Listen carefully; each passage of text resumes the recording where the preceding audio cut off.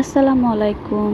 নতুন একটা ভ্লগ নিয়ে চলে আসলাম। ফারিস্তা এখনও ঘুমাচ্ছে, ওঠেনি, তাই ওকে ডাকও দিইনি। ও রাত 2টার পরে ঘুমিয়েছে।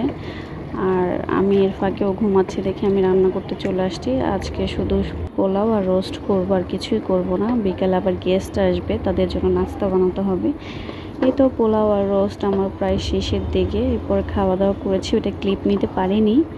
তারপরে বিকাল হয়েছে, আমি ওরা আসার আগে নাস্তাগুলো ভেজে নিচ্ছি। ওরা রাস্তায় আছে, চলে আসবে। তাই এই তো নাস্তাগুলো ভাজলাম, ভেজে আমি পাস্তাও করেছিলাম। এই তো আমার পাস্তা। কালারটা কেমন আসছে সবাই কমেন্ট করে জানাবেন।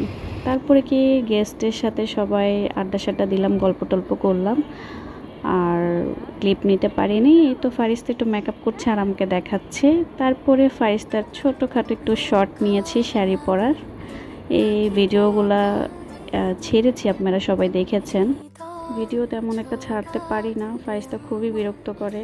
ওর জন্য কোনো কাজ কোনো কিছুই করা যায় না। তারপর সবাই যতটুকুই আমাকে ভালোবাসা দিচ্ছেন নতুন অবস্থায়, আলহামদুলিল্লাহ সামনেও দিবেন। আজকের ভিডিওটা এই পর্যন্তই। আসসালামু আলাইকুম।